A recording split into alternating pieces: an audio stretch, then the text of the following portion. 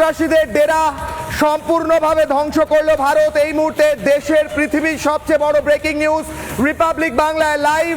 রাত 2:55 কিছুক্ষণ আগেই ভারত স্ট্রাইক করেছে 9টি জায়গায়।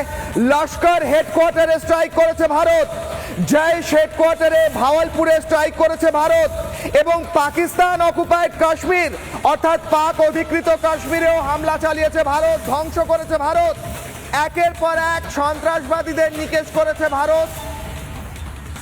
এবং এই মুহূর্তে রিপাবলিক বাংলার পর্দায় সেই ছবি উঠে আসছে, আলোচনা চলছে এবং পাকিস্তানের এয়ার ডিফেন্স সিস্টেম সম্পূর্ণভাবে ফেল করেছে।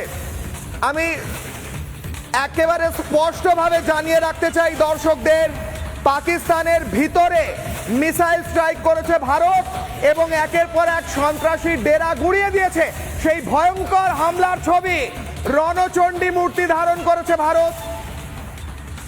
পাকিস্তানের র্যাডার সিস্টেম সম্পূর্ণভাবে ফেল করে ভারতের প্রত্যাঘাত শুরু এবং ভারত 9টি জায়গায় মিসাইল স্ট্রাইক চালিয়ে সন্ত্রাসী ডেরা ধ্বংস করেছে। নাম দেওয়া হয়েছে অপারেশন সিন্দুর।